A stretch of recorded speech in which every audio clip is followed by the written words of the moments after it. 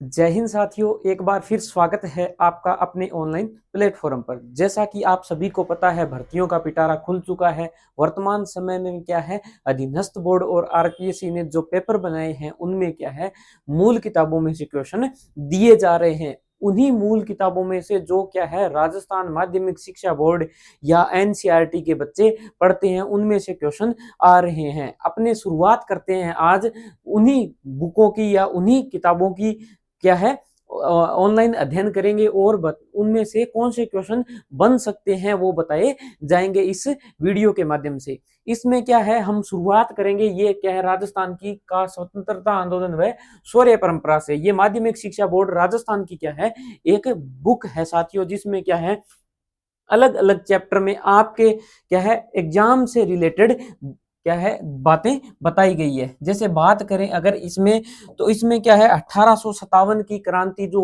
Lump sum हर परीक्षा का एक पार्ट होता है वो बताया गया है, समझाया गया है साथियों। उसके बाद है राजस्थान के क्रांतिकारी। राजस्थान के क्रांतिकारियों की बात करें, उसके बाद है राजस्थान के प्रमुख किसान आंदोलन, और फिर है जनजातीय आंदोलन, और उसके बाद में है जन जागृति व प्रजामंडल आंदोलन। ये तीन टॉपिक बहुत ही क्या है, महत्वपूर्ण होते हैं हर एग्जाम के लिए। राजस्थान की कल इतिहास में बहुत ही इंपॉर्टेंट टॉपिक है साथियों।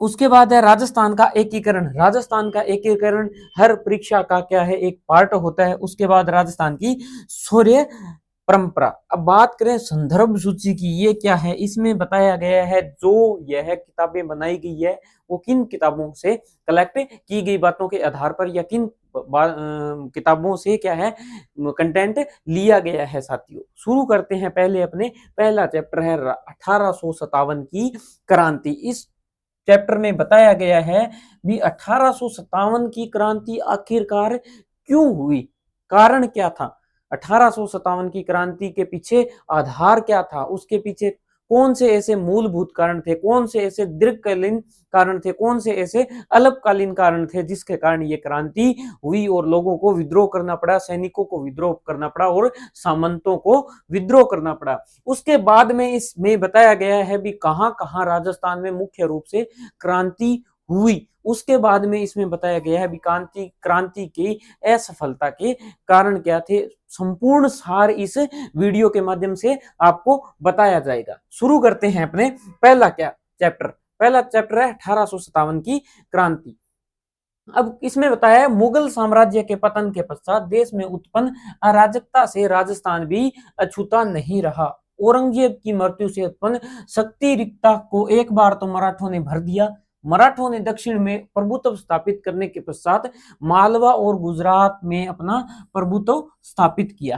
कहने की बात यह है भी क्या हुआ, औरंगजेब के बाद मुगलों में मुगल बादशाह क्या हुआ, उनमें कमजोर हो गए सभी मुगल बादशाह। और उसके बाद क्या है, केंद्र में शक्ति का क्या हो गया, अभाव हो गया। जो केंद्र में शक्ति है वो बिल्कुल ही खत्म हो गई। उसके बाद बात करें तो क्या है, दक्षिण में थे मराठे, दक्षिण में थे मराठे। अगर बात करें किसकी, बात करें भारत की, तो भारत में दक्षिण में मराठे थे। यहां पर मराठों का क्या था, साम्राज्य था। उसमें बात करें अगर गुजरात और मालवा की, तो ये एक तरीके से राजस्थान में मराठों को आने से रोकते थे, एक तरीके से बफर जोन का काम करते थे।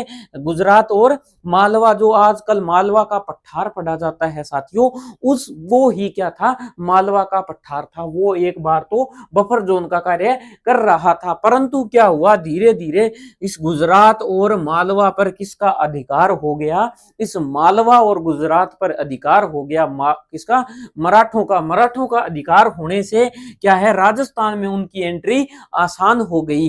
कैसे कैसे, एक तो हो गया कि मुगलों के, राजस्थान के सभी राजा क्या थे, मुगलों के अधीन थे, मुगलों के अधीन थे, एक बात तो ये थी। दूसरा का क्या था, ये बफर जोन का काम करते थे, इन पर भी क्या था, मराठों का अधिकार हो गया गुजरात और मालवा पर। तो राजस्थान में क्या हो गया, उनका प्रवेश आसान हो गया। अतः अब उनके लिए राजस्थान में प्रवेश करना सहज हो गया। मई 1711 में प्रथम बार मराठों ने मंदसौर के निकट मेवाड़ी क्षेत्र से धन एकत्र किया था। साथियों, अगर बात करें मराठों ने राजस्थान में सबसे पहले कहां से धन एकत्रित किया, तो उसमें आएगा मंदसौर। मंदसौर कब किया? मई 1811, मई 1711 में, मई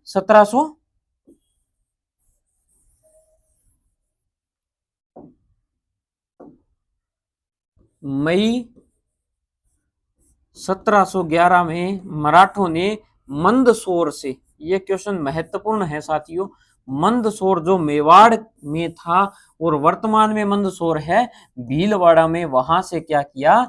धन एकत्रित किया। इस घटना से चिंतित उदयपुर के महाराजा संग्राम सिंह ने पहले जयपुर के शासक जय सिंह और मुगल बादशाह मोहम्मद शाह से मराठा समस्या के बारे में विचार विमर्श किया। साथियों, किसके बारे में? मराठा आक्रमण कर रहे हैं मेवाड़ के अधीन क्षेत्रों पर। इसका किसके साथ चर्चा की? मोहम्मद शाह के साथ और सवाई जय सिंह जो जयपुर के शासक थे। 1724 के बाद राजस्थान में मराठा आक्रमण में तेजी आई। मराठा आक्रमण 1724 के बाद बढ़ गए। प्रथम बार कब हुआ? मई 1711। उसके बाद क्या हुआ? उन्होंने चर्चा की परंतु कोई सार्थक परिणाम नहीं निकला। साथियों, उसके बाद 1724 आता है, उसके बाद मराठाओं के आक्रमण में तेजी आ जाती है। उसके बाद होता है, इसी बीच अप्रैल 1734 में बूंदी के पदच्युत शासक बुद्ध सिंह ने मराठा सहायता प्राप्त कर दलेल सिंह को गद्दी से हटा दिया। अब प्रथम बार क्या होता है? राजस्थान में उत्तराधिकारी संघर्ष में मराठाओं का क्या होता है? प्रवेश होता है। और होता कौन से राज्य में है? बूंदी में। क्या होता है साथियों? बूंदी में सवाई जय सिंह जो जयपुर के शासक थे, उनके हस्तक्षेप से क्या होता है? वहां के शासक को गद्दी से हटा दिया जाता है। उसके बाद उन्होंने क्या किया? बुद्ध सिंह ने जो था उसने क्या किया? मराठा की सहायता से दलेल सिंह को गद्दी से हटा दिया। अब क्या होता है? राजस्थान के किसी शासक द्वारा आंतरिक संघर्ष में मराठों को आमंत्रित करने का यह प्रथम अवसर था। बाद में तो राजस्थान में मराठों का हस्तक्षेप बढ़ता ही गया। साथियों, बात करते हैं, इसमें दो क्वेश्चन महत्वपूर्ण थे। प्रथम बार धन कहां से एकत्रित किया? मेवाड़ी क्षेत्र में, मंदसौर जो वर्तमान में भीलवाड़ा में है। दूसरा क्वेश्चन ये महत्वपूर्ण हो जाता है भी राजस्थान में मराठों का प्रवेश सर्वप्रथम किस रियासत में हुआ? तो कौन सी में हुआ? बूंदी में। किसने बुलाया? वैसे बूंदी, वैसे ही बुद्ध सिंह। किसको गद्दी से हटाया? दलेल सिंह को। उसके बाद क्या होता है? 1735 में मालवा पर अधिकार करने के बाद मराठों का राजस्थान में आक्रमण करने के लिए आसान मार्ग मिल गया। मैंने पहले भी बताया है, मराठा क्या थे? दक्षिण में थे, तो बीच में बफर जोन का कौन कार्य कर रहा था? बफर जोन का मालवा क्षेत्र कर रहा था। उस पे क्या हो गया? मालवों का, सॉरी, मराठों का क्या हो गया? उस पे, यहाँ पर मराठे थे, उनका अधिकार हो गया, तो राजस्थान में प्रवेश आसानी से हो गया। राजस्थान में मराठे कोटा, मेवाड़, डूंगरपुर, बांसवाड़ा में घुसपैठ कर वहां से धन प्राप्त करने के बाद कुछ समय तक संतुष्ट रहे, लेकिन शीघ्र ही राजाओं को नहीं, सेठ साहूकारों को भी लूटने लगे। उन्होंने राजस्थान के नरेशों के आंतरिक मामलों में हस्तक्षेप करना प्रारंभ कर दिया। बूंदी, जोधपुर, जयपुर रियासतें में उनका प्रवेश इसी बहाने हुआ। कहने की बात यह है भी राजस्थान क्या हुआ? मालवा पर अधिकार हो गया, तो मराठे क्या उनसे राजस्थान के दक्षिणी जो रियासतें थी, कोटा, कौन सी, डूंगरपुर, बांसवाड़ा, मेवाड़, इन क्षेत्रों से क्या हुआ? राजाओं से धन प्राप्त करते थे। उसके बाद क्या हुआ? ये धीरे धीरे सेठ साहूकारों से भी धन इकट्ठा करने लगे। उसके बाद इन्होंने उत्तराधिकार मामले में भी क्या हुआ? हस्तक्षेप करना शुरू कर दिया। अगर देखें तो राजस्थान में सर्वप्रथम मैंने बताया है भी कौन सी रियासत थी? बूंदी रियासत। उसके बाद उन्होंने जोधपुर और जयपुर में भी आंतरिक मामलों में हस्तक्षेप किया। कौन से? जयपुर और जोधपुर में। साथियों, तो ये तीन रियासतें थी, यहां पर उन्होंने क्या हुआ? उत्तराधिकारी संघर्ष या आंतरिक मामलों में हस्तक्षेप किया। अब क्या होता है कि नादिर शाह के आक्रमण के समय मराठाओं ने हिंदू धर्म के नाम पर राजस्थान के राजाओं को संगठित करने का प्रयास किया, लेकिन मुगल दरबार में दलबंदी के कारण राजपूत शासक भी परस्पर लड़ने लगे। इस प्रकार केंद्र में उत्पन्न शून्यता की पूर्ति के लिए मराठा राजस्थान में आने लगे। अब क्या होता है कि हिंदू धर्म के नाम पर उन्होंने एकजुट करने का प्रयास किया, पर मुगल दरबार में अलग अलग राजाओं के अपने अपने हित और स्वार्थी नीतियों के कारण वो एक नहीं हो पाए। उससे क्या होता है, इस प्रकार केंद्र में कोई शक्ति नहीं थी जो सभी राजाओं को एकजुट कर सकती थी, वो शक्ति खत्म हो गई साथियों। अब क्या है, साहू ने अब पेशवा बाजीराव, ये महत्वपूर्ण है, पेशवा बाजीराव को राजस्थान से चौथे सरदेशमुखी प्राप्त करने का आदेश दिया। साथियों अब बात करते हैं, मराठा दो प्रकार के टैक्स लेते थे। मराठाओं के दो प्रकार के क्या थे, टैक्स थे, जिसे पहला था चौथ और दूसरा था सरदेशमुखी। अब चौथ से ही नाम से ही निकल के आ रहा है कुल राजस्व का कितना, 1/4 भाग, और सरदेशमुखी था 1/10 भाग। 1/4 भाग कुल राजस्व का लेते थे, वो तो चौथ था, और सरदेशमुखी में 1/10 था। और ये था भी हम क्या है, सर्वोपरि है, हम ही सभी के सर के देशमुखी, मतलब सबसे सुप्रीम पावर हम ही हैं, इस नाम का भी हम टैक्स लेंगे, और वो होगा एक कुल राजस्व का 1/10। अगर मान लो 100 रुपए क्या हुआ टैक्स आया, तो उसमें उनको क्या 25 रुपए तो किस नाम के देने पड़ते थे, चौथ के नाम के, ये टैक्स मिलता था। और उसके बाद अगर सरदेशमुखी वसूलते थे तो 100 का 10 रुपए क्या है, उन्हें सरदेशमुखी के नाम पर देना पड़ता था। 1/10 100 का वही होगा 25, और टोटल कितने हो गए, 35 रुपए उनको 100 में से देने पड़ते थे, किस नाम के, चौथ और सरदेशमुखी नामक टैक्स के। बात करते हैं नेक्स्ट बात की। अब क्या है, 1732 में सवाई जय सिंह तो जो मालवा का सूबेदार बना, उसे मराठों ने घेर लिया। 1732 में क्या होता है कि सवाई जय सिंह बनता है मालवा का सूबेदार, मराठा ने उन्हें घेर लिया। जय सिंह की पराजय स्वीकार कर जय सिंह ने क्या किया, पराजय स्वीकार कर ली, 28 परगने दे दिए और 50 लाख रुपए 28 परगनों में मराठा को देने पड़े क्या हुए। और 1761 से 1791 के मध्य राजस्थान में राजपूत शासकों की कमजोर स्थिति के कारण विभिन्न राज्यों पर मराठों का प्रभुत्व हो गया। साथियों 1761 से 1791 के मध्य क्या था, प्रभुत्व कमजोर होने के कारण मराठों का लमसम सभी रियासतों पर क्या हो गया, प्रभुत्व हो गया राजस्थान में बढ़ते मराठा हस्तक्षेप ने जय सिंह तथा अन्य राजपूत राजाओं की आंखें खोल दी। मराठाओं से मुक्ति पाने के लिए धन का सहारा लिया गया, पर जब धन देने के बाद भी मराठा मालवा खाली नहीं किया, तो पुनः संगठित प्रयास किए जाने लगे। जब धन की बजाय शक्ति के प्रयोग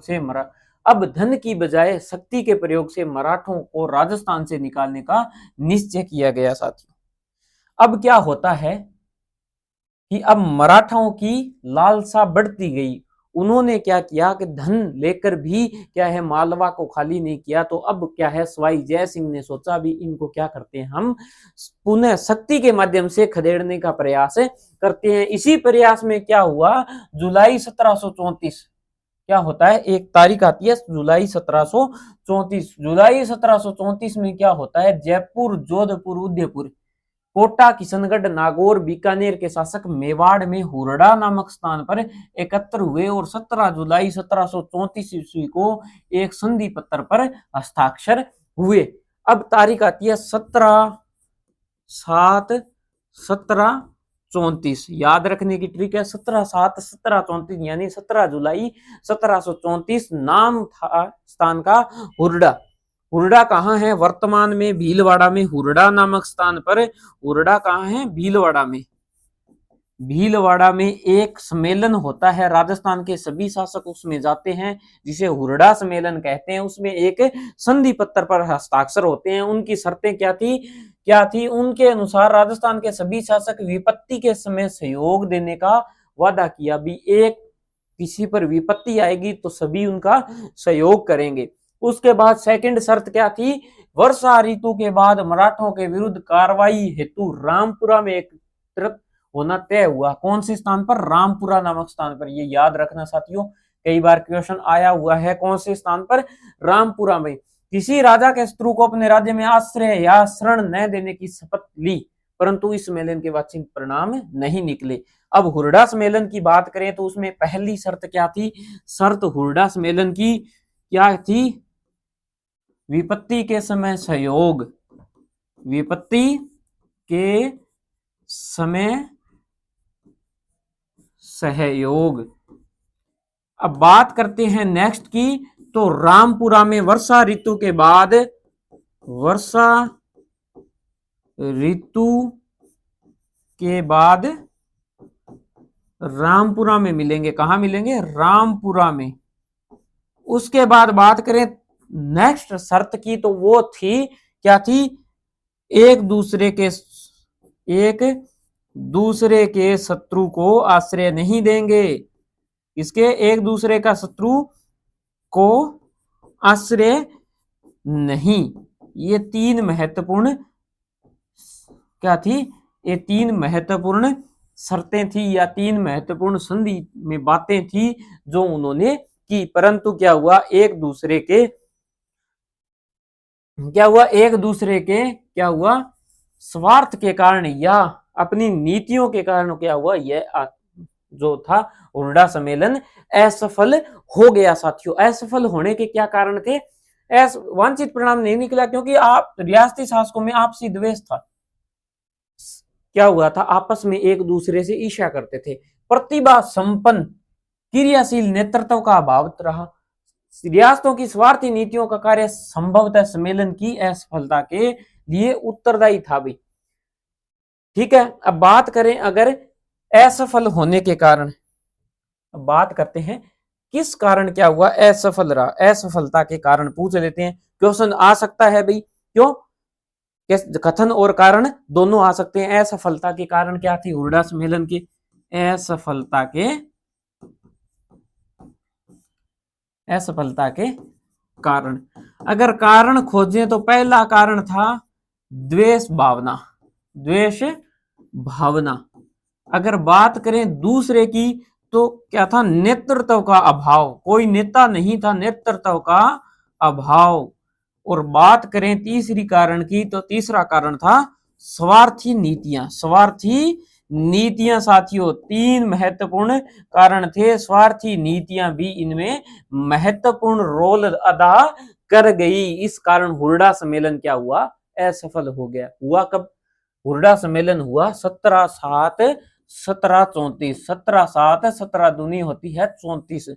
तो 17/7/1734 को हुआ। 17 जुलाई 1734 को एक सम्मेलन होता है। होता कहाँ है? हुरडा भीलवाड़ा में, जो उस समय किसमें था? मेवाड़ रियासत में था। उसमें कुछ एक संधि पत्र पर हस्ताक्षर हुए भी। क्या था? विपत्ति में सहयोग करेंगे, एक दूसरे के क्या है शत्रु को आश्रय नहीं देंगे। और वर्षा ऋतु खत्म हो गई। जुलाई में क्या चलती है? वर्षा ऋतु। उसके बाद रामपुरा में हम सभी लोग मिलेंगे और मराठों को खदेड़ने का प्रयास करेंगे। परंतु वो क्या है? असफल हो गया। कारण था एक दूसरे के प्रति द्वेष भावना, स्वार्थपूर्ण नीतियां थी और नेतृत्व का अभाव था। साथियों, बात करते हैं फिर क्या हुआ। 1735 में मुगल सम्राट और राजपूत शासकों की सेनाओं ने मराठों को खदेड़ने का प्रयास किया। उसके बाद 2 साल बाद क्या होता है? 1735 में मुगल सम्राट और क्या है राजपूत शासकों की सेनाओं ने मराठों का खदेड़ने का प्रयास किया। पेशवा अक्टूबर 1735 में उत्तर भारत की यात्रा पर निकला। कौन? पेशवा। उसने महाराजा जगत सिंह का आतिथ्य स्वीकार कर लिया। उपहार चौथ का समझौता हुआ। अब क्या था? उदयपुर के महाराणा जगत सिंह का आतिथ्य, मतलब अतिथि के रूप में गए वहां पर और उनको कहा भी आप हमें चौथ दिया करो। और उन्होंने उपहार स्वरूप कुछ इन्हें दिया। उसके बाद क्या होता है? जय सिंह ने मराठा और मुगल, उसके बाद फिर जयपुर आए। जगत सिंह के साथ मिलन के बाद वो आए जयपुर। और जय सिंह थे उसमें जयपुर के शासक। जयपुर के शासक जय सिंह ने मराठों और मुगल सम्राट से समझौता करवाना चाहा, परंतु वह भी असफल रहा। उन्होंने कहा चलो अपने क्या करते हैं, मराठों और मुगलों का समझौता करवाते हैं, परंतु असफल हो गए। पेशवा की राजस्थान यात्रा का परिणाम यह निकला कि मुगलों के साथ साथ राजपूत मराठों के करदाता बन गए। भाई अब क्या होता है? अपने देख पड़ा है उदयपुर के महाराणा जगत सिंह ने उनको चौथ देना स्वीकार कर लिया। वो जयपुर भी आए, उन्होंने भी क्या है उनको टैक्स देना शुरू कर दिया। इससे क्या होता था, जो हिसाब कर का मुगल दरबार में जाता था उसके साथ साथ मराठाओं के पास भी जाने लग गया। यानी कि टैक्स अब किनको दो पार्टियां होगी टैक्स लेने वाली, एक तो मुगल और एक मराठा। यानी राजस्थान के जो राजा थे वो क्या हो गए, आर्थिक रूप से कमजोर होने शुरू हो गए। अब बात करते हैं फिर क्या हुआ। 1738 में मुगल सम्राट की ओर से निजाम को बिना युद्ध किए दुरसाहे की संधि करनी, अपमानजनक संधि करनी पड़ी। दुरसाहे की संधि किसने की, निजाम ने की। किसकी ओर से की, मुगल सम्राट की ओर से की। जो अपमानजनक संधि थी उसके अनुसार मराठों को मालवा की सूबेदारी और 50 लाख रुपए प्राप्त हुए। अब दुरसाहे की संधि हुई, उसमें 50 लाख रुपए दिए और मालवा जो बफर जोन का कार्य कर रहा था, किसमें, भारत के दक्षिण राजस्थान और मराठाओं का यहाँ पर अधिकार मराठाओं का था और यहाँ पर बफर जोन का कार्य मालवा क्षेत्र कर रहा था। उसकी सूबेदारी मिलने से फिर राजस्थान में क्या हो गया, प्रवेश मराठाओं का आसान हो गया साथियों। अब बात करते हैं 1742 में मराठों ने मारवाड़ में प्रविष्ट होकर सोजत, रायपुर और जेतारण परगनों में चौथ वसूलना आरंभ कर दिया। 1787 में राजपूतों ने संगठित होकर तुम्बा नामक स्थान पर मराठों को परास्त किया। अब क्या होता है, 1787 में तुंगा और पाटन का युद्ध होता है। 1790 में आपने पढ़ा होगा। उसका कारण यही था भी मराठों ने क्या हुआ, मारवाड़ क्षेत्र में आए और सोजत जो क्या है मेहंदी के लिए प्रसिद्ध है, जिसे जीआई टैग दिया गया है, रायपुर और जेतारण नामक परगनों पर चौथ वसूल आरंभ कर दी उन्होंने। अब क्या होता है, इसी समय दक्षिण भारत में अंग्रेजों ने अपने पैर जमा लिए और राजस्थान में घुसने का प्रयास कर रहे थे। उसके बाद राजस्थान के राज्यों में उत्तराधिकार के संघर्ष और सामंती प्रतिस्पर्धा के कारण उनकी राजनीतिक स्थिति कमजोर हो गई। राजस्थान के राज्यों में क्या हुआ, उत्तराधिकारी संघर्ष हुआ, जैसे जयपुर में हुआ, जोधपुर में हुआ और बूंदी में हुआ उत्तराधिकारी संघर्ष। और क्या हुआ, सामंतों में प्रतिस्पर्धा होने लगी। सामंतों में प्रतिस्पर्धा होने के कारण क्या हुआ, मराठाओं की स्थिति कमजोर हो गई। 1791 में अंबाजी इंगले ने मेवाड़ के महाराणा का सहयोग किया। किसने किया, अंबाजी इंगले ने मेवाड़ के महाराणा का सहयोग दिया। फलस्वरूप डूंगरपुर, बांसवाड़ा, प्रतापगढ़ आदि क्षेत्रों पर मेवाड़ के महाराणा का अधिकार हो गया। परंतु रियासती घरानों ने आपसी वैमनस्य के कारण अंबाजी इंगले को पूर्ण रूप से सफलता नहीं मिली। क्यों कारण क्या था, रियासती जो घराने थे उनमें भी वैमनस्य था। उनमें वैमनस्य होने के कारण उनको सफलता नहीं मिल पाई साथियों। तो बात करें अंबाजी इंगले ने किस की सहायता की, तो मेवाड़ महाराणा की सहायता की, परंतु उन्हें सफलता नहीं मिली। फिर क्या होता है, फिर होता है साथियों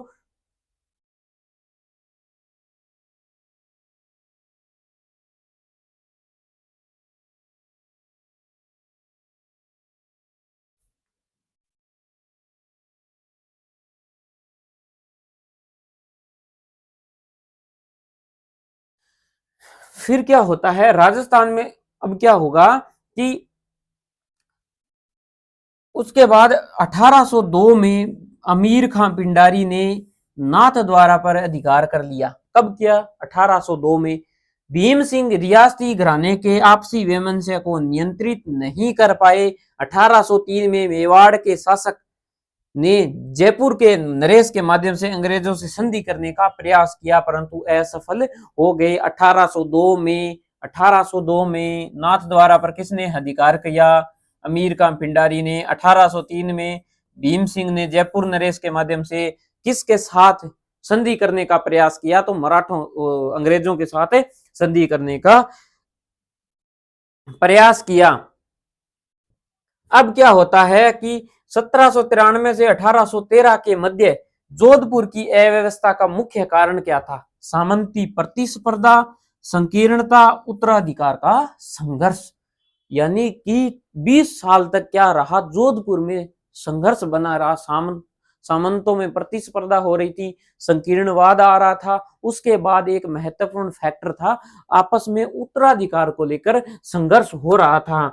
दोनों ही पक्षों ने भाड़ेत के सैनिकों को उच्च धनराशि देकर, जैसे उत्तराधिकार संघर्ष हुआ तो भाड़े के सैनिकों को धनराशि दी और अपनी ओर मिलाने का प्रयास किया। राज्य क्या हुआ, आर्थिक संकट से घिर गया। साथियों, महत्वपूर्ण बात आती है भी आर्थिक संकट से क्यों गिर गया, क्योंकि उच्च धनराशि देने का प्रयास किया। राजस्थान के शासकों ने मराठाओं के बढ़ते आतंक से मुक्ति पाने के लिए मराठों के शत्रु अंग्रेजों से मित्रता करने का प्रयास किया। राजस्थान के शासकों ने सोचा भी अब इन मराठाओं से मुक्ति पानी है तो उनके लिए क्या करते हैं अपन, अंग्रेज जो किसके शत्रु है या किसके दुश्मन हैं, मराठों के, उसके साथ संधि कर लेते हैं जिससे हमारी रक्षा या हम प्रोटेक्ट हो जाएंगे। साथियों, अब क्या होता है, सर्वप्रथम जयपुर के महाराजा पृथ्वी सिंह ने, अब ये क्वेश्चन आ सकता है भी राजस्थान के कौन से राजा ने पहली बार अंग्रेजों से संधि करने का प्रयास किया परंतु असफल हो गए, तो जयपुर के महाराजा पृथ्वी सिंह ने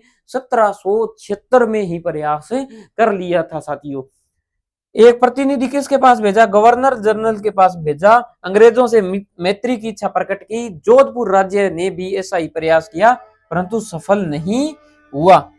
अब क्या जोधपुर ने किया भी 1803 ईस्वी में अपनी नीति में परिवर्तन कर अंग्रेज भी राजपूत राजाओं से संधि करने के इच्छुक हो गए। कब, 1803 में अपनी नीति में परिवर्तन कर लिया अंग्रेजों ने। 1803 की संधियां पढ़ते हैं तो अंग्रेजों ने क्या किया, चलो संधियां करते हैं। नवंबर 1803 में अंग्रेज सेनापति लॉर्ड लेक ने क्या किया कि राजस्थान की उत्तर पूर्वी सीमा पर स्थित लासवाड़ी के रण में, अब नाम आता है लॉर्ड लेक, उन्होंने क्या किया, रासवाड़ी के रण में किसको परास्त किया, सिंधिया को निर्णायक रूप से परास्त कर दिया। साथियों, किसको किया, सिंधिया को परास्त कर दिया। अब क्या होता है, अब होता है मराठों की इस पराजय ने राजपूत शासकों के लिए मराठों की अधीनता से मुक्ति का स्वर्णावसर प्रदान किया। 1803 की संधि में तय किया गया कि दोनों एक दूसरे के प्रति मैत्रीपूर्ण व्यवहार रखेंगे। अब क्या होता है कि सिंधिया को लासवाड़ी के युद्ध में कौन पराजित कर देता है, कौन, लॉर्ड लेक कर देता है, जो कहाँ है, भरतपुर के आसपास लासवाड़ी का रण था भाई। उसमें क्या होता है कि सिंधिया को परास्त कर दिया। अब क्या होता है, 1803 की संधियां होती है राजस्थान के शासकों से, उसमें क्या है, शर्तें क्या थी, एक दूसरे के प्रति मैत्रीपूर्ण व्यवहार रखेंगे, कंपनी इन राज्यों को से खिराज नहीं लेगी, आंतरिक मामलों में हस्तक्षेप नहीं करेगी, इन राज्यों की सुरक्षा का दायित्व कंपनी पर रहेगा, अन्य राज्यों से विवाद कंपनी की सहायता से सुलझाए जाएंगे। भरतपुर, अलवर, जयपुर, जोधपुर ने इस संधि पर हस्ताक्षर कर दिए। अब क्या होता है कि दोनों एक दूसरे के प्रति मैत्रीपूर्ण व्यवहार रखेंगे, कंपनी उनके आंतरिक मामलों में हस्तक्षेप नहीं करेगी, विदेश यानी बाहरी संबंध कौन करते हैं उसको सुलझाएगी, कौन है, कंपनी के माध्यम से सुलझाए जाएंगे। भरतपुर, अलवर, जोधपुर ने इस संधि पर हस्ताक्षर कर दिए। 1811 में सेंटन के स्थान पर चार्ल्स मैटकॉफ दिल्ली का रेजिडेंट बना। उसने गवर्नर जनरल कौन था, लॉर्ड मिंटो को सुझाव दिया कि मराठा अमीर खां और पिंडारियों के विध्वंसकारी कार्रवाई को समाप्त करने के लिए ब्रिटिश संरक्षण में राजपूत राज्यों का एक संघ बना दिया जाए। अब क्या होता है, सुप्रीम पावर बनना चाहते थे अंग्रेज, उनमें एक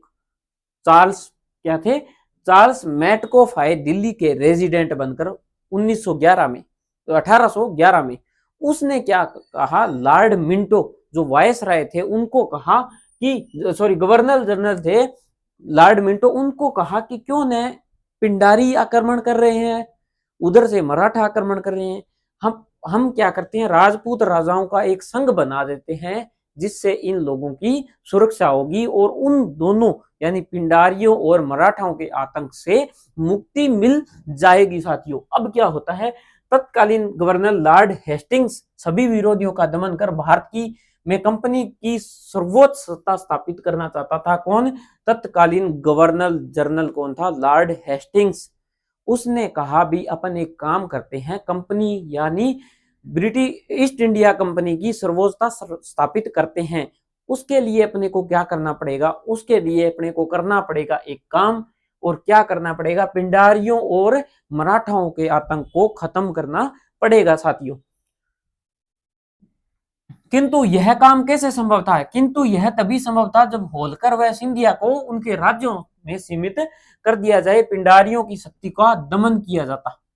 मराठा और मराठाओं और पिंडारियों को क्या है, कंट्रोल करके ही यह काम यानी कंपनी की सर्वोच्चता स्थापित कर सकते थे साथियों। अब क्या होता है, इसके लिए राजपूत राजाओं के संरक्षण लेना अंग्रेजों के लिए अनिवार्य था, क्योंकि वे राज्य ही सिंधिया, होलकर और पिंडारियों के प्रभाव क्षेत्र में थे साथियों। क्योंकि मराठाओं को सर्वाधिक क्या है, ये ही धन दे रहे थे, टैक्स दे रहे थे साथियों। इनके लिए इन लोगों को अधीन करना जरूरी हो गया कि राजपूत राजाओं को क्या है, कंट्रोल किया जाए, उन पर आधिपत्य स्थापित किया जाए साथियों। अब क्या होता है, 5 नवंबर 1817 महत्वपूर्ण तारीख आती है। 5 नवंबर 1817 को होलकर ने नई संधि कर राजस्थान के राज्यों के साथ संधि करने का अधिकार प्राप्त कर लिया। अब होलकर से संधि कौन करते हैं? अंग्रेज करते हैं होलकर से संधि। और उस संधि में क्या था? उस संधि में था भी अपन 5 नवंबर 1817 को एक संधि होती है, उसमें क्या था, अंग्रेज क्या है, संधि कर सकते हैं राजपूत राजाओं से। इसके लिए क्या है, होलकर से संधि की गई। इधर मेटकॉफ को निमंत्रण मिलते ही क्रोली, कोटा, उदयपुर, बीकानेर, किशनगंज, जयपुर और जैसलमेर आदि में कंपनी से संधि कर ली। सबसे अंत में 1823 में सिरोही राज्य से संधि की गई। अब क्या होता है, मेटकॉफ को क्या मिलता है, निमंत्रण मिल जाता है, अभी आप राजपूत राजाओं से संधि कीजिए। उसके लिए क्या होता है कि सभी से संधि की क्या होती है, एक लहर सी आ जाती है और सारे राजा संधि कर लेते हैं। सबसे अंत में संधि कौन करता है? सबसे अंत में संधि करता है सिरोही राज्य।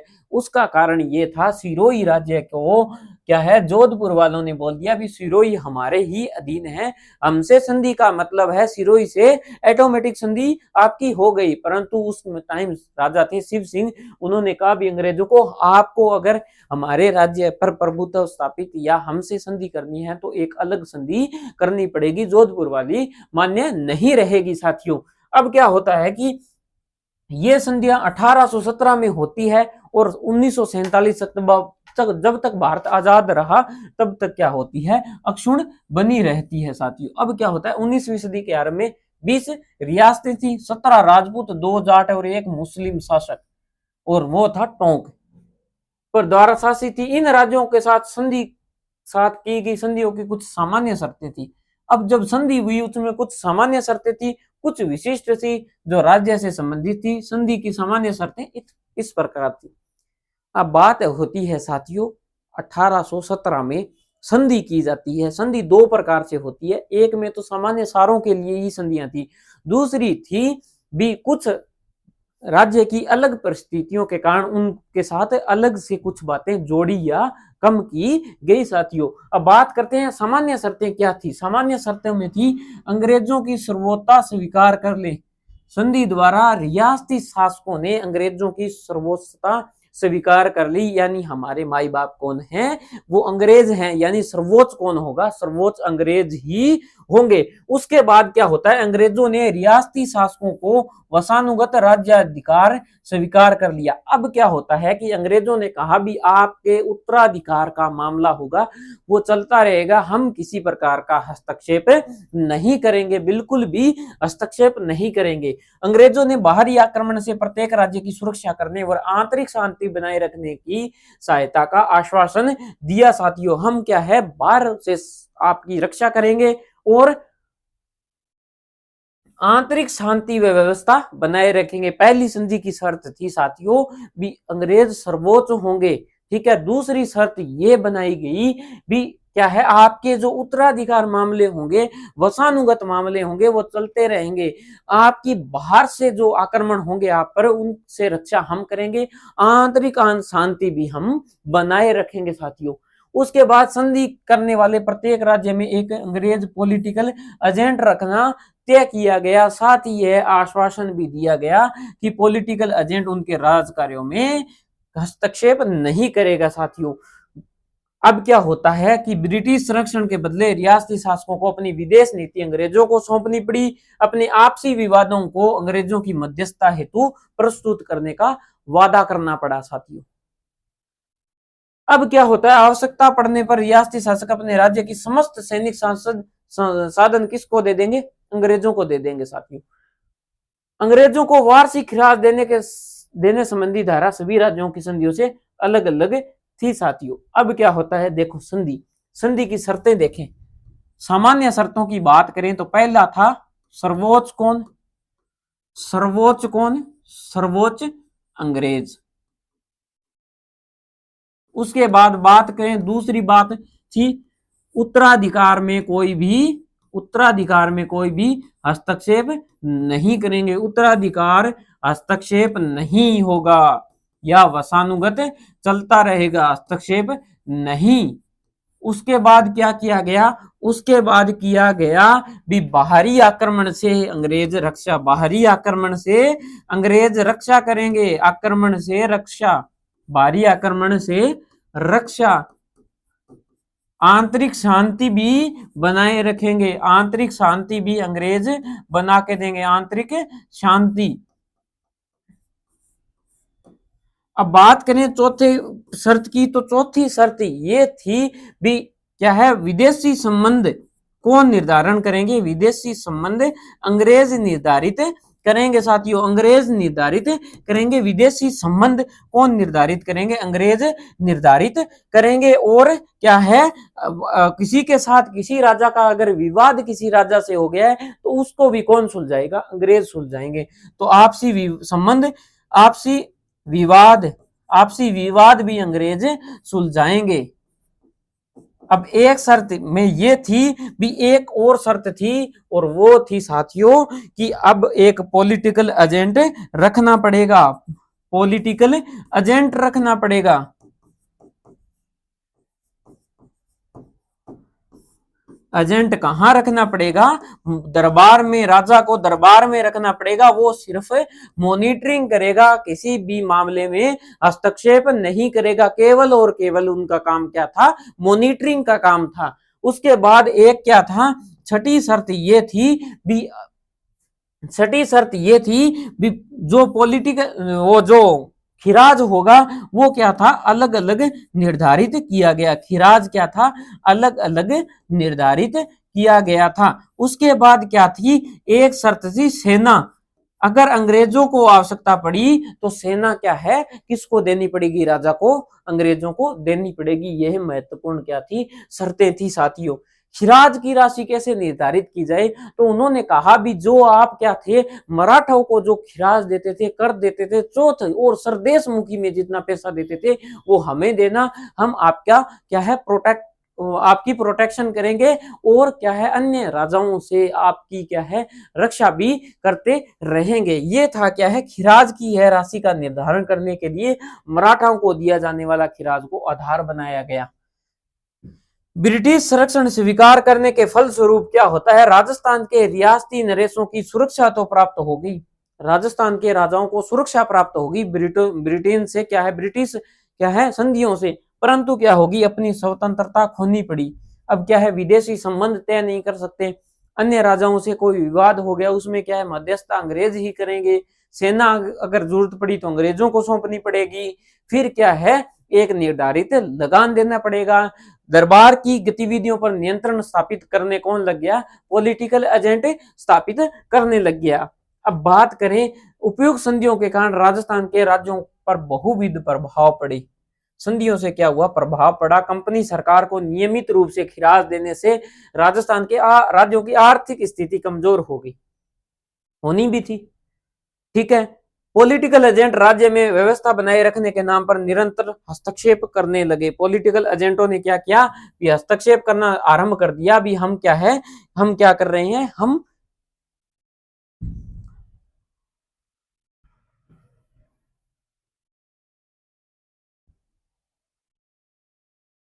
उपयुक्त संधियों को राजस्थान के राज्यों पर बहुविध प्रभाव पड़े। कंपनी सरकार को नियमित रूप से खिराज देने पर से राजस्थान के राज्यों की आर्थिक स्थिति कमजोर होगी। पॉलिटिकल एजेंट राज्य में व्यवस्था बनाए रखने के नाम पर निरंतर हस्तक्षेप करने लगे। पॉलिटिकल एजेंट जो बोले थे भी आपके दरबार में केवल मॉनिटरिंग करेंगे, वो भी हस्तक्षेप करने लगे। शासन कार्य और अधिकारों में भी कमी के कारण राजा शासन संबंधी कार्यों के प्रति उदासीन रहने लगे। ऐसी परिस्थितियों में ब्रिटिश पॉलिटिकल एजेंट राज्य में तानाशाह बन गए। कंपनी द्वारा खिराज वसूल करने के अलावा समय समय पर कई खर्च बलात् थोप दिए जाते थे। अंग्रेजों ने राज्यों के आर्थिक साधनों पर भी अधिकार करने का प्रयास किया। नमक उत्पादन के प्रमुख क्षेत्र सांभर झील व मेवाड़ के अफीम उत्पादन क्षेत्रों पर अधिकार कर लिया गया। शांति और व्यवस्था बनाए रखने के नाम पर लगभग सभी राज्यों से अंग्रेजी सैनिक टुकड़ियां स्थापित कर दी। अब क्या होता है कि जो पॉलिटिकल एजेंट बिठाए थे वो राज्य के आंतरिक मामलों में हस्तक्षेप करने लगे। उसके बाद क्या होता है, उसके बाद होता है साथियों भी जो कंपनी थी वो क्या है कि जो कंपनी का वैसे एक उद्देश्य एक ही था, आर्थिक रूप से क्या है अपना नियंत्रण स्थापित करना मुख्य काम था। इसलिए उन्होंने क्या किया, जो सांभर झील अपने पड़ते हैं उस पर जो जयपुर और जोधपुर, जयपुर या मारवाड़ दोनों का संयुक्त अधिकार था, उसको अपने अंडर ले लिया। और जो अफीम उत्पादन राजस्थान में पड़ते हैं, दक्षिणी राजस्थान में, उसमें क्या होता है, उसमें भी अपना अधिकार स्थापित कर लेते हैं साथियों। भारी खिराज। और अब क्या होता है कि सैनिक टुकड़ियां बना दी जाती है, सैनिक टुकड़ियां हर एक राज्य में बना दी एक एक, और उसका वित्तीय भार संबंधित राजा जिस राज्य में टुकड़ी थी उस पर ही थोप दिया। और उसका प्रयोग कौन करते थे, अंग्रेज समय आने पर उसका प्रयोग करते थे। भारी खिराज पर ब्याज अन्य खर्चों पर थोपे जाने के फलस्वरूप राज्यों की आर्थिक स्थिति कमजोर होने लगी। कमजोर तो होनी थी साथियों, क्योंकि उनके आर्थिक संसाधनों का क्या है, अंग्रेज शोषण करने लगे। अब क्या होता है, राजस्थान के शासकों ने मराठा आतंक से सुरक्षा व अपने सामंतों पर नियंत्रण स्थापित करने के लिए अंग्रेजों के साथ 1818 की संधि की। संधि संपन्न होने के बाद राजपूत शासकों ने अंग्रेजों की सहायता से सामंतों की शक्ति को चलने का प्रयास किया। कालांतर में अंग्रेजों ने अनेक कदम उठाए, इसमें सामंतों की स्थिति कमजोर हो गई। यथा सैनिक सामंतों की सैनिक सेवा के बदले अब उसे नगद रुपया वसूलने का निश्चय किया। जागीर क्षेत्र में सामंतों को कई विशेषाधिकार थे, जैसे जागीरों के निवासी अपने सामंत की आज्ञा के बिना एक दूसरे स्थान पर नहीं बस सकते थे। अब क्या होता है कि 1818 की जो 1817 या 1818 की जो संधियां थी, उससे क्या है सामंतों पर दुष्प्रभाव पड़ा। कैसे? क्योंकि सामंतों पर पहले क्या था कि राजा के पास वो सेना जब जरूरत पड़ती थी तब लेके आते थे। वो क्या है अपनी जागीर से जो कर वसूलते थे अपना जीवन यापन करते थे, या राजा को कई बार उपहार स्वरूप कुछ दे देते थे। परंतु अब अंग्रेजों को क्या हो गया, अंग्रेजों ने सोचा ये सामंत क्या है रेवेन्यू कलेक्ट करते हैं और देते नहीं है, इसलिए उन्होंने कहा भी आप तो सेना हमारी होगी, आपसे कोई सेना की आवश्यकता नहीं है हमें, आप तो हमें एक निश्चित क्या कर दो, निश्चित नगद रुपए देना शुरू कर दो। ठीक है। उसके बाद कुछ विशेषाधिकार थे वो भी समाप्त हो गए। कैसे? एक विशेषाधिकार था भी अगर किसी जागीर से, अगर कोई जागीर में रह रहा है कोई व्यक्ति, अगर वो दूसरी जागीर में जा रहा है तो इस जागीरदार की अनुमति थी, लेनी जरूरी थी जहां पहले बसा था। अब वो भी समाप्त कर दी भी, अगर कोई व्यक्ति दूसरी जागीर में जाकर बसना चाहता है तो पहले जागीरदार से उसकी कोई भी अनुमति लेनी आवश्यक नहीं है साथियों। अब क्या होता है, अब सामंत व्यापारियों से राहगीर और दाना पानी आदि वसूल करके उसके बदले व्यापारियों को सुरक्षा प्रदान करते थे। अगर कोई जागीर थी उसमें से कोई क्या है, कोई व्यापारी जा रहा है तो क्या करते थे सामंत, उनसे टैक्स वसूलते थे और क्या करते थे, उनकी रक्षा करते थे। उसको भी समाप्त कर दिया। 19वीं सदी पूर्वार्ध तक जागीर क्षेत्र के नेतृत्व सामंतों के पास था और समाज में प्रतिष्ठा भी बड़ी चढ़ी थी, किंतु 19वीं सदी तक जागीर क्षेत्रों में सामंतों के नेतृत्व में कमी आई। अब वे उतने प्रभावशाली नहीं रहे। अब क्या होता है साथियों, राजा विरोध में क्यों होने शुरू हुए? क्योंकि पॉलिटिकल एजेंट था वो क्या है आंतरिक मामलों में हस्तक्षेप करने लगा। राज्य के जो थे, आर्थिक संसाधन, उन पर भी अंग्रेज आंख लगाए बैठे थे। उसके बाद एक महत्वपूर्ण कारण सामंतों का हो गया। अगर देखें सामंत क्यों, सामंतों के विशेषाधिकार समाप्त तो हो रहे थे। सामंतों से सेना के बदले क्या मांगा जा रहा था, आप एक नगद रुपया हमें दे दो। और क्या थे, जो टैक्स वो वसूलते थे व्यापारियों से वो भी समाप्त किया जा रहा था। साथियों, अंग्रेजों ने डूंगरपुर के शासक जसवंत सिंह को गद्दी से हटाकर प्रतापगढ़ के शासक पुत्र दलपत सिंह को वहां का शासक बना दिया। ठीक है, वहां की जनता में ब्रिटिश सरकार के प्रति घृणा उत्पन्न होगी। इस प्रकार जब अंग्रेजों ने जयपुर की राजमाता बटियाणी को अधिकारच्युत करने का प्रयास किया तो कप्तान ब्लैक की हत्या कर दी गई। किसने कर दी, वहां के लोगों ने। अब क्या होता है कि पहले तो राजाओं के आंतरिक मामले यानी कि दरबार में पॉलिटिकल एजेंट हस्तक्षेप कर रहे थे। सामंत क्या कर रहे थे, सामंत कोई विशेषाधिकार समाप्त हो रहे थे। तब उत्तराधिकार संघर्ष, उत्तराधिकार क्या थे, उत्तराधिकार मामलों में भी अंग्रेज हस्तक्षेप करने लगे। जैसे डूंगरपुर के जसवंत सिंह को हटाकर प्रतापगढ़ के शासक दलपत सिंह के पुत्र को वहां का शासक बना दिया। ब्रिटिश सरकार ने जब जयपुर की बटियाणी माता, राजमाता बटियाणी को अधिकार से उनके अधिकार समाप्त करने के प्रयास किए तो वहां की जनता ने एक काम किया और कप्तान ब्लैक की क्या कर दी, हत्या कर दी। कप्तान ब्लैक की हत्या किस राज्य से संबंधित थी, तो कप्तान ब्लैक की हत्या साथियों जयपुर राज्य से संबंधित थी। हाँ भाई, एक तो कप्तान ब्लैक याद रखना भाई, कप्तान ब्लैक। अब ये क्वेश्चन बन सकता है भी 1857 की क्रांति में, 1857 की क्रांति में सामंत क्यों क्या थे, निराश थे, या सामंतों में क्यों क्या था असंतोष क्यों था। अब ये क्वेश्चन हो सकता है भी आरएएस में भी आ जाए, ऑब्जेक्टिव टाइप क्वेश्चन भी आ सकते हैं। कारण क्या था, विशेषाधिकार समाप्त, सेना के बदले नगद रुपए, उसको जो टैक्स वसूल रहे थे उनमें भी क्या थी, उनको भी खत्म कर दिया साथियों। ये महत्वपूर्ण कारण थे। उसके बाद उत्तराधिकार संघर्ष, उत्तराधिकार में भी हस्तक्षेप करने लगे।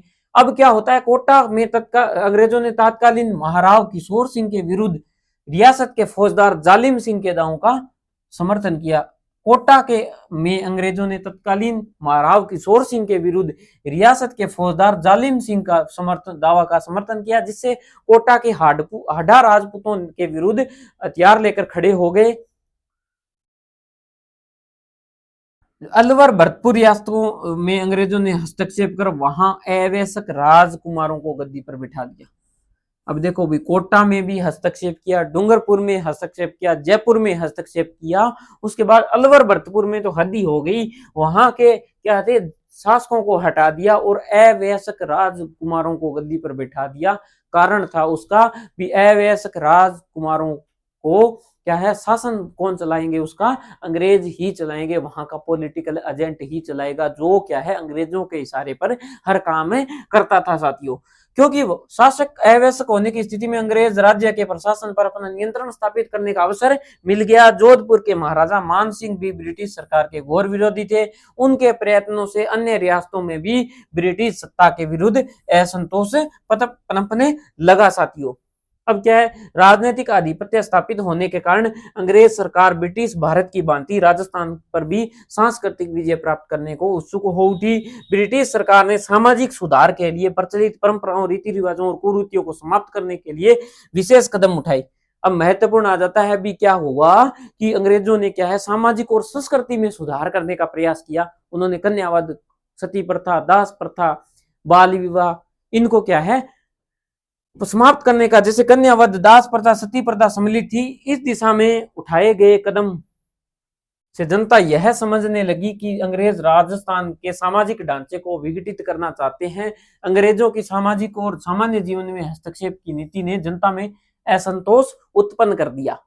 इस प्रकार देखते हैं कि 1818 की संधि के बाद अंग्रेजों द्वारा राजस्थान के राज्यों के प्रशासन में अवांछनीय हस्तक्षेप, आर्थिक संसाधनों पर आधिपत्य, अंग्रेजों द्वारा वसूल किए जाने वाली वार्षिक खिराज राशि, सामंतों के विशेषाधिकारों पर कुठाराघात, राजस्थान के सामाजिक जीवन में हस्तक्षेप सर्वत्र असंतोष को जन्म दिया। राजा, सामंत, साधारण जनता, सभी वर्ग अंग्रेजों से असंतुष्ट थे भाई साथियों। महत्वपूर्ण बात आती है भी अंग्रेजों से ये लोग असंतुष्ट क्यों थे। ईसाई मत के प्रचारकों की संदिग्ध गतिविधियों का कारण अजमेर मेरवाड़ा क्षेत्र में यह विचार पनपने लगा कि अंग्रेज हिंदुओं का मतांतरण कर उन्हें जबरदस्ती ईसाई बनाना चाहते हैं। इसमें ब्रिटिश सत्ता के प्रति तीव्र आक्रोश उत्पन्न हो गया। ब्रिटिश विरोधी भावनाओं को पनपने पर राजस्थान के कवि साहित्यकारों ने भी महत्वपूर्ण योगदान दिया। उनके द्वारा ऐसे शासकों की निंदा की गई जो ब्रिटिश सत्ता के भगत थे। उन शासकों व सामंतों की प्रशंसा की गई जो ब्रिटिश सत्ता के विरोधी थे। इन कवियों में बांकी सास, राघोदास, साधु जी, गंगा जी, सूर्यकमल मिश्रण आदि उल्लेखनीय है। इससे स्पष्ट होता है कि भारत में क्रांति प्रारंभ होने से पूर्व ही देशी रियासतों में ब्रिटिश सत्ता के विरुद्ध तीव्र असंतोष व्याप्त था भी। अब बात आती है साथियों भी क्या कारण थे अंग्रेजों के प्रति असंतोष था और 1857 की क्रांति हुई। इसके कारण पढ़ते हैं अपन भी कारण क्या थे। कारण में दो कारण आते हैं भी, दीर्घकालीन कारण, दीर्घकालीन कारण उसमें पढ़ेंगे तो पहला कारण आएगा साथियों, पहला कारण आएगा राजा। राजा क्यों असंतुष्ट थे? राजा थे उनके आर्थिक संसाधनों पर नियंत्रण, आर्थिक संसाधनों पर नियंत्रण था भी साथियों। नियंत्रण कौन कर रहा था? अंग्रेज कर रहे थे। दूसरा क्या है? सेना की टुकड़ियां जो बनाएगी, सैनिक टुकड़ियों सेना की टुकड़ियों का वित्तीय भार भी राजाओं पर डाला जा रहा था। तीसरा था उनके उत्तराधिकार मामले में क्या था? हस्तक्षेप था साथियों। उसके बाद बात आती है भी सामंत क्यों, दूसरे नंबर के आते हैं सामंत क्यों विरोधी हो रखे थे।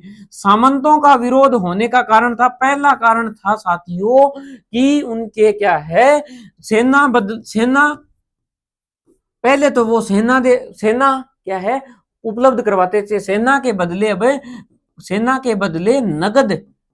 बदले अब क्या था? नगद रुपए देने पड़ते थे। दूसरी बात थी विशेषाधिकार समाप्त हो रहे थे। विशेषाधिकार में बात करें तो अपने पढ़ा था विशेषाधिकार में कौन कौन से विशेषाधिकार थे। एक तो उनको कहा गया था भी अगर उनके पास कोई एक राज्य का व्यक्ति दूसरे राज्य में बसना चाह रहा है तो उसको उनकी अनुमति लेनी पड़ती थी। उसको क्या है अंग्रेजों ने खत्म कर दिया।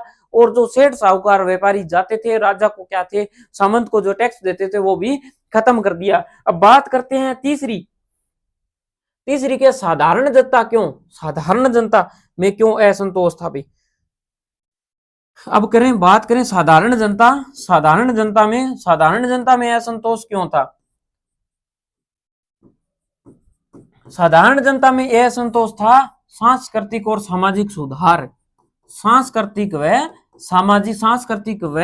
सामाजिक सुधार।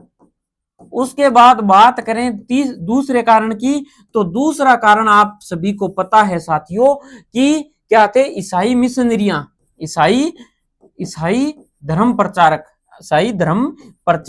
उन्होंने सोचा भी ये लोग अपनी क्या है संस्कृति को चेंज करना चाहते हैं, हमारे धर्म को परिवर्तित करना चाहते हैं। इसलिए वो लोग असाधारण जनता भी क्या है अंग्रेजों के विरुद्ध हो गई साथियों। अब बात करते हैं वो एक और कारण था, वो था कवि भी इसमें क्या थे? कवियों का योगदान। उस समय क्या था साथियों? संचार के साधन मोबाइल फोन था नहीं, व्हाट्सएप इंस्टाग्राम और क्या था फेसबुक भी उस समय था नहीं। तो लोग क्या है उस समय क्या है कवियों की कविताएं पढ़कर क्या है टाइम पास करते थे। उन कविताओं में क्या है अंग्रेज विरोधी भावनाएं थी और जो राजा अंग्रेजों के विरोधी थे उनकी भी क्या ही थी आलोचना थी। उसमें बात करें अगर कवियों में तो पहले थे सूर्यमल मिश्रण जो बूंदी के क्या थे कवि थे, सूर्यमल मिश्रण। उसके बाद बात करें बांकीदास, कहाँ के थे? जोधपुर के बांकीदास। फिर है बांकीदास राघोजी और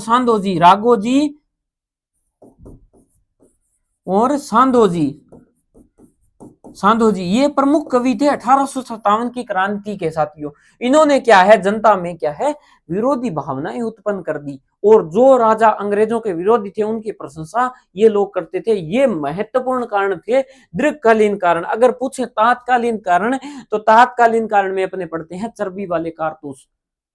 अब क्या था साथियों? तात्कालीन कारण क्या था कि अंग्रेजों अंग्रेजों में तत्कालीन 1857 की क्रांति का तत्कालीन कारण यह था कि लोगों को लगा अंग्रेज जो अपने कारतूस देते हैं उसमें क्या है कि गाय व सूअर का मांस लगा होता है, यानी कि जो कारतूस थे उसके ऊपर जो खोल बना होता था उसमें क्या है, गाय व सूअर का मांस है, गाय व सूअर का मांस।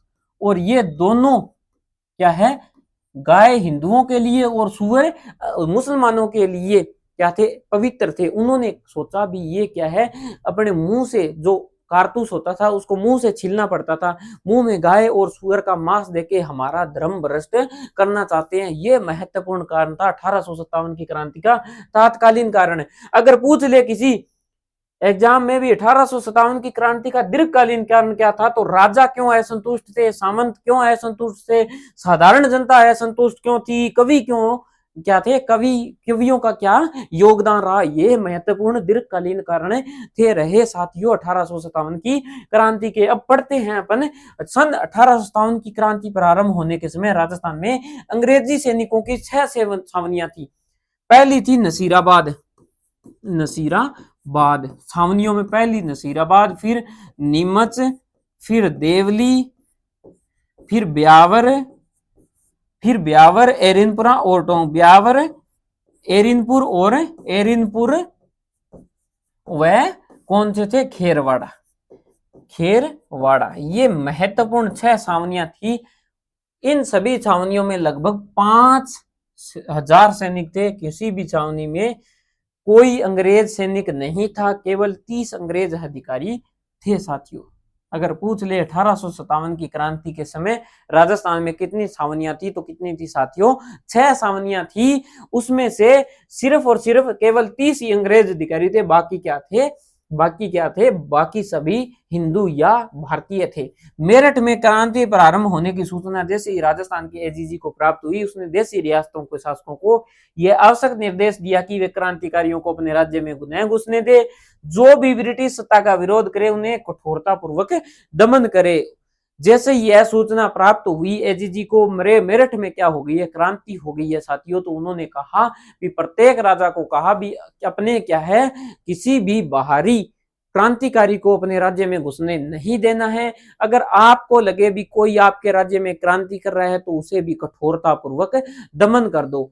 ये थे साथियों 1857 की क्रांति के आधारभूत कारण। उसमें मराठाओं से लेकर कहां तक आ जाते हैं, अपन आ जाते हैं 1857 में। अब कल पढ़ेंगे साथियों अपन नसीराबाद में क्रांति। अब क्रांति कहां होती है, कौन सी छावनी में होती है, उसके क्या क्या परिणाम थे, कौन उनके नेता थे, और उसमें पढ़ेंगे साथियों असफलता के क्या कारण थे, ये पढ़ेंगे अपने नेक्स्ट क्लास में। अगर ये वीडियो आपको अच्छा लगा तो आपको क्या करना है, हमारे चैनल को सब्सक्राइब करना है। उसके बाद क्या करना है, वीडियो पे कमेंट, आपकी कोई भी क्या हो डाउट हो तो अपने कमेंट कर सकते हो। और वीडियो पसंद आए तो वीडियो को क्या करना है, लाइक करना है साथियों। मिलते हैं इसी प्रकार नसीराबाद की क्रांति से शुरू करके नेक्स्ट क्या है चैप्टर में। तब तक के लिए धन्यवाद साथियों।